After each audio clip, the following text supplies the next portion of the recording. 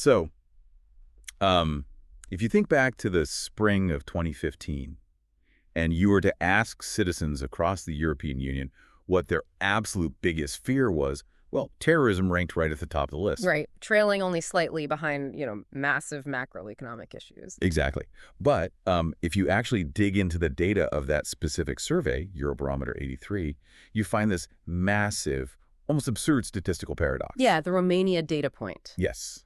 The country where terrorism was the absolute #1 concern, sitting at like 28% of the population, it was Romania. Right. A country that, at that time anyway, had experienced almost zero direct impact from terror attacks. It's just a phenomenal data point to start with, honestly, because the population that was most terrified of a threat was, well, the one furthest removed from its actual geographic reality. Yeah, exactly. It perfectly illustrates how public perception, which was driven by this intense media saturation at the time, often just completely decouples from the statistical reality on the ground. And that disconnect is exactly what we are tearing into today. So, welcome back to you, our resident learner, to another custom-tailored deep dive. Glad to be here. You brought us a massive stack of sources today, and our mission is to pull out this highly complex 2060 academic paper from that stack and, decode it. Yeah, we are analyzing a comprehensive article by Antonio Alonso. It was published in the UNSC Journal. Right.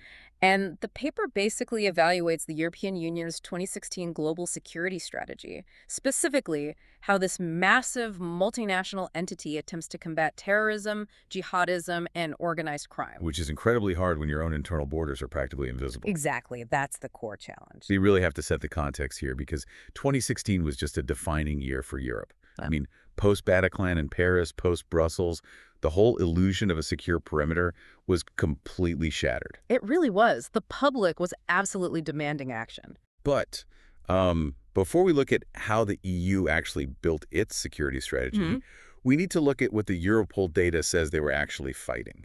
Because the numbers tell a completely different story than, like, the evening news. They absolutely do. I mean, if you look at the European Union terrorism situation and trend reports, these were compiled by Europol from 2006 to 2014.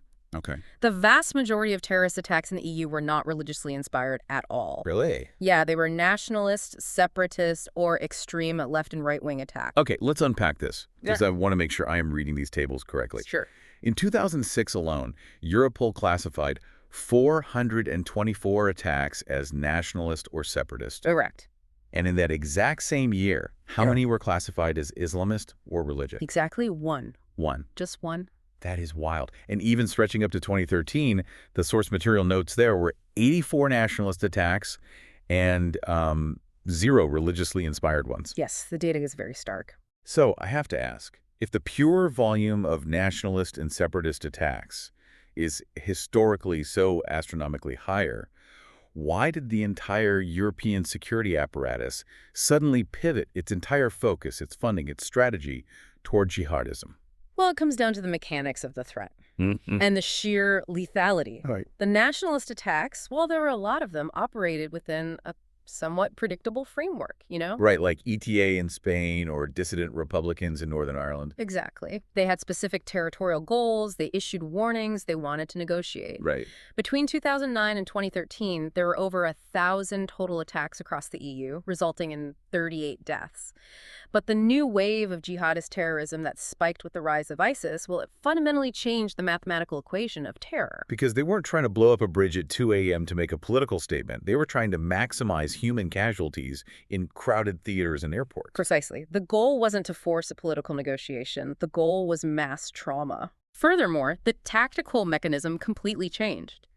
The attackers didn't plan an escape route, right? Losing their lives was an integral part of the operation. Like we saw in the Woolwich attack in the UK or the Rouen attack in France. Yes, you just cannot deter an attacker with the threat of prison if their ultimate goal is to die. It's like being terrified of a shark attack while driving a car. That's an interesting way to look at it. Like the data says the car is way more dangerous. The nationalist attacks are the car. But the sheer psychological terror and sudden lethality of the shark, the jihadist attacks, it changes your entire threat response system. That is a very accurate analogy. The virus essentially had mutated. And to write new code to fight it, European security agencies first had to understand what this new virus actually was. Right, because you can't fight what you don't understand. Exactly. Why were European-born youths, kids who went to French or Belgian public schools, suddenly adopting this ideology of mass violence against their own neighbors? Which brings us to what might be the most fascinating part of this entire paper. This massive intellectual turf war among French Islamologists who are trying to define the root cause of this radicalization. Oh, the academic debate here is intense. Yeah, you have these brilliant academics looking at the exact same set of attackers and diagnosing, like, 3 completely different diseases. Yes, and France was bearing the brunt of these attacks, so French academia became the absolute epicenter of this debate. Makes sense. On one side, you have the prominent scholar Olivier Roy. He coined the theory of the, quote, Islamization of radicalism. Wait, so if I'm understanding Roy's phrasing correctly, he's arguing that the radicalism and the violence were already there, and religion was just sort of pasted on top of it afterward. That is exactly his argument, yeah. Okay. Roy posits that this is fundamentally a generational revolt. It's a profound psychological nihilism. He studied the profiles of the attackers and found they weren't particularly devout. They weren't educated in theology. Many were petty criminals, drug dealers, or just completely integrated, secularized youths who suddenly experienced this rapid, superficial conversion. Oh, They were angry, marginalized individuals looking for a stage. And ISIS just provided the most terrifying, globally recognized aesthetic for their pre-existing rage. So if this were the 1970s, these exact same kids might have joined a violent Marxist splinter cell. Yes. But today, they just, download an ISIS propaganda video. According to Roy, yes. But then you have Gilles Kepel. Right. He's another heavyweight in the field, and he completely rejects Roy's premise. Kepel argues for the exact opposite mechanism. He calls it the radicalization of Islam. Meaning the theology isn't just window dressing, it's the actual engine driving the violence. Correct. Keppel argues you simply cannot ignore the specific mechanics of the religious ideology. Okay. He points out a deeply theological root, which was heavily fueled by the spread of Salafism and Wahhabism. These are highly literalist, puritanical interpretations of the religion. Right. And Keppel points out a really uncomfortable structural reality. This theology didn't just organically appear in Parisian suburbs. No. No, it was actively funded by foreign states, like Saudi Arabia and Qatar. They poured massive amounts of money into building mosques and sending in extremist clerics. Wow. This created a parallel society, isolating these youths from European values long before they ever picked up a weapon. Okay, so Roy says it's just angry youths using religion as an excuse. Keppel says foreign-funded religious extremism deliberately brainwashed these youths. Exactly. But the paper outlines a third faction in this debate too, right? François Bergat and Jean-Pierre Filiu. Yes.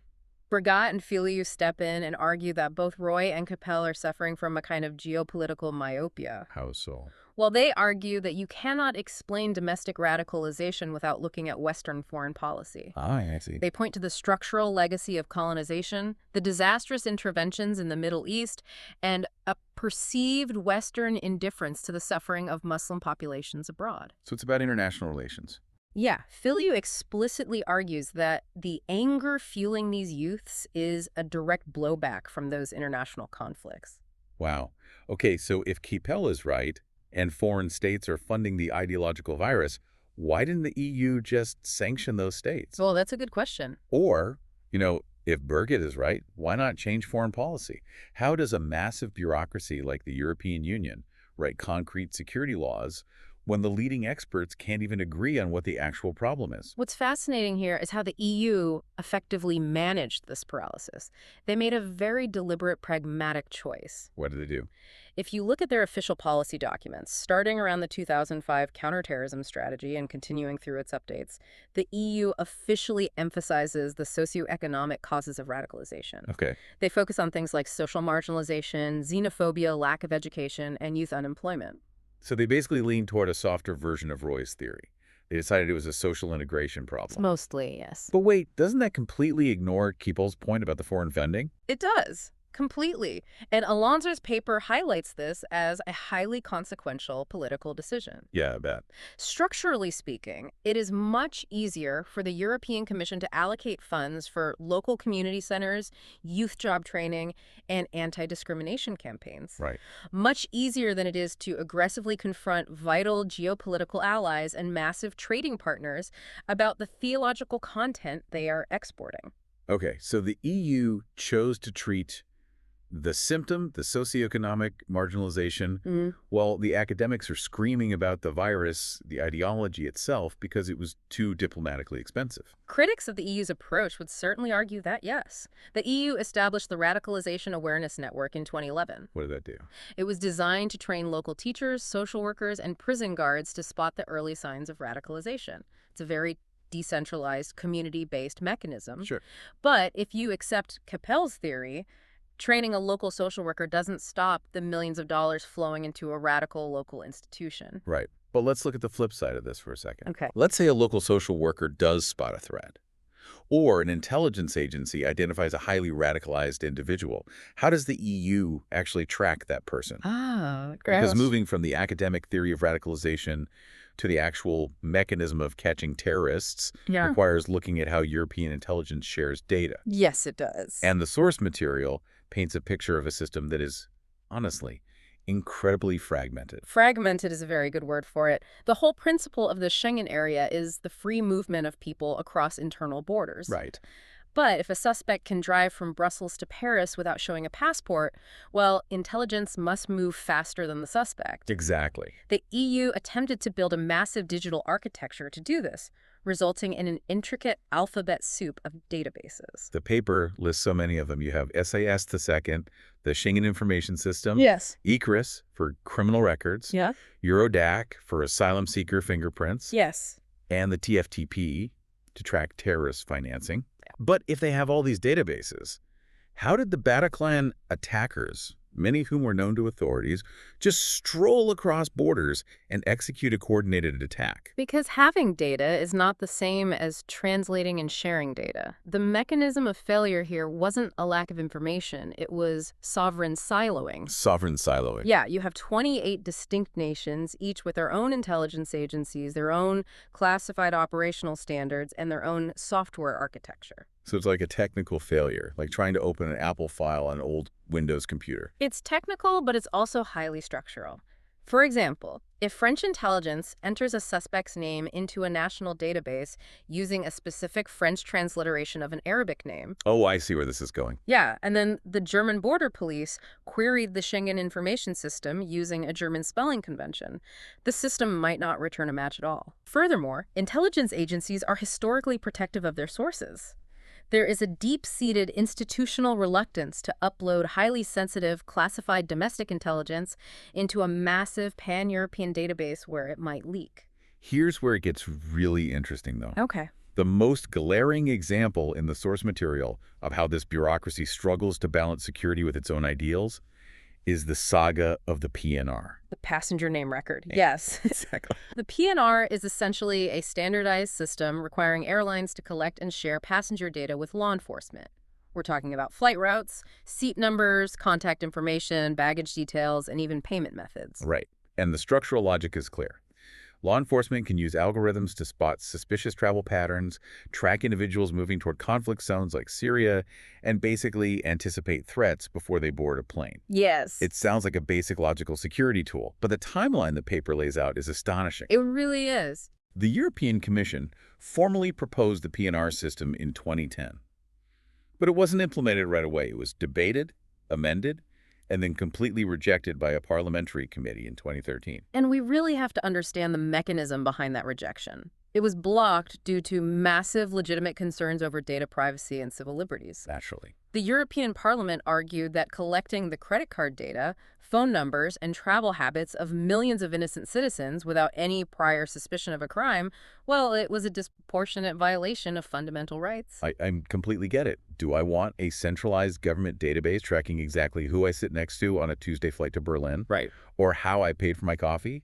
And what my phone number is, just to run me through an algorithm in case I might be a criminal? The pushback makes perfect sense in a free society. It does. But trying to pass security legislation in the EU is like trying to build a fire truck by committee while the house is already burning down. By the time they agree on the color of the truck, the fire has changed. And the consequence of that delay was severe. It was incredibly severe.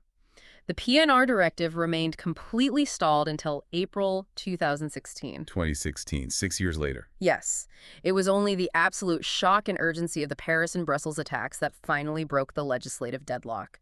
It took 6 years to pass a tool that security experts argued was vital. Unbelievable. And during those 6 years, the paper notes that perpetrators of the Paris attacks had traveled back and forth to Syria completely undetected by external border controls. They went to an active war zone, trained with ISIS, and re-entered the Schengen area because the databases weren't talking to each other and passenger data wasn't being systematically tracked. Yes, documents from the EU's own counterterrorism coordinator revealed massive systemic gaps. Passports were forged, European citizens returning from Syria weren't systematically flagged. Wow. Individuals slipped through the cracks of a system that was prioritizing freedom of movement over rigorous security checks. Which forces us to look at the human cost of those cracks.